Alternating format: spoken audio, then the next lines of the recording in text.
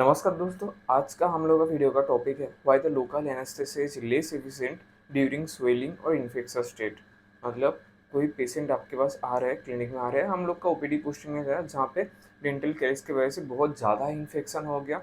मान लीजिए इस सेट का कोई भी एक नीचे का मैंडिबुलर लोअर और लेफ्ट बैक टूथ रीजन में इन्फेक्शन होने के बाद, डेंटल केयर्स होने के बाद थोड़ा स्वेलिंग हो गया, पास फॉर्मेशन हुआ, तो वहाँ पे लोकल एनेस्थेसिया अच्छे से काम नहीं करेंगे। तो हम लोग मेनली क्या करते हैं, अच्छे से एंटीबायोटिक्स, पेन किलर्स, गैस का मेडिसिन ये सब देने के बाद इन्फेक्शन कम करने के लिए ये सब देते हैं 3 दिन के लिए, 5 दिन का कोर्स के हिसाब से कैसे सीवियरिटी है उस हिसाब से।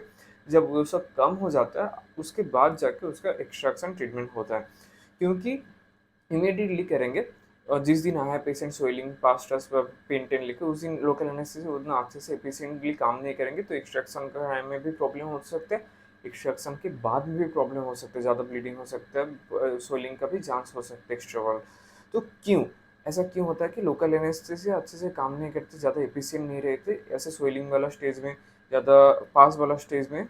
इसका एक रीज़न अच्छे से मैं डिस्कस करूँगा कि है pH drops in the infected area and become more acidic environment।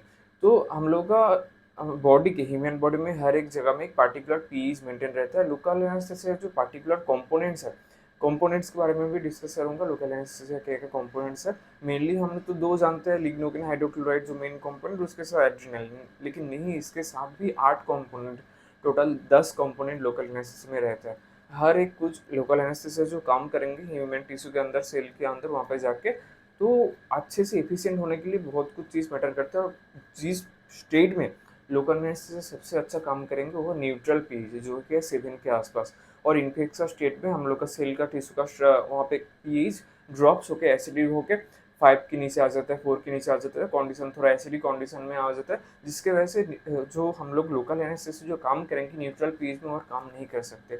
यही मेन रीजन है। इन एसिडिक कंडीशन और environment the anaesthetic is more ionised. Local anaesthesia का जो कंपोनेंट है आयोनाइज्ड हो जाता है and less able to cross the nerve, नाप को क्रॉस नहीं कर पाते, जिसकी वजह से एसिटाइलकोलाइन को जो ब्लॉक करके एनास्थेसिया करेंगे इफेक्ट, वो हो नहीं पाते एंड प्रोवाइड पेन रिलीफ, जिसकी वजह से पेन रिलीफ भी होता नहीं है। And local anaesthesia is very pH sensitive, ये हम लोग को याद रखना पड़ेगा। तो पीएच इधर उधर ड्रॉप हो जाएंगे, एसिडिक कंडीशन में चले जाएंगे, तो लोकल एनेस्थेसिया अच्छे से काम नहीं करेंगे, क्योंकि लोकल एनेस्थेसिया न्यूट्रल पीएच में ही सबसे अच्छे से बेस्ट काम करते हैं, और इस कंडीशन में पीएच ड्रॉप्स होकर एसिडिक हो जाता है, उसलिए अच्छे से काम नहीं करते। तो लोकल एनेस्थेसिया के कंपोनेंट्स के बारे में भी एक बार जान लेंगे। फर्स्ट जो मेन कंपोनेंट्स है, लिग्नोकेन हाइड्रोक्लोराइड, मेनली 2% यूज़ करते हैं हम लोग डेंटल ऑपरेशन सर्जरी में।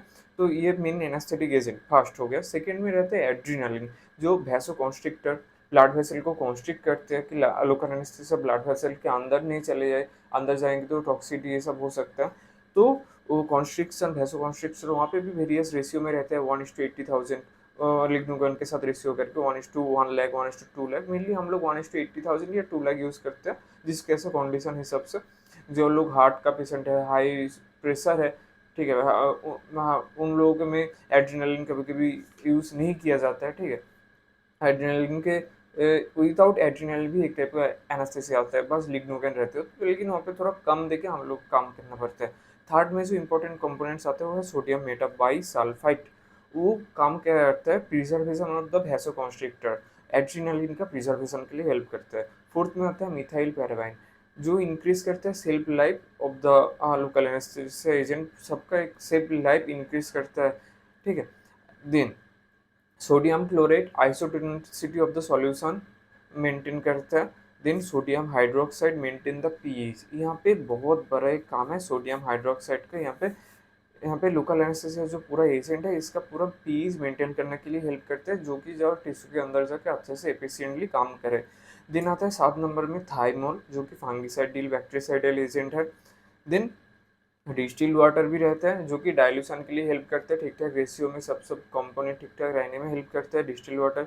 एक नाइट्रोजल बाबिल का भी थोड़ा थोड़ा रहता है, जो कि प्रिवेंट करते हैं, prevent oxygen being trapped in the cartridge. Oxygen को कार्ट्रिज के अंदर जहाँ पे लोकल एनेस्थेसिया रहते हैं वहाँ पे ट्रैप्ड नहीं होने देते हैं, क्योंकि ऑक्सीजन अगर ट्रैप्ड हो जाएगा वो डिस्ट्रॉय कर देता है वैसोकॉन्स्ट्रिक्टर मतलब एड्रेनालिन को। एड्रेनालिन को वैसोकंस्ट्रिक्टर जो है उसको डिस्ट्रॉय कर देता है, क्या है, ऑक्सीजन, ऑक्सीजन ट्रैप ना हो इसलिए क्या रहता है, नाइट्रोजन बबल भी रहता है।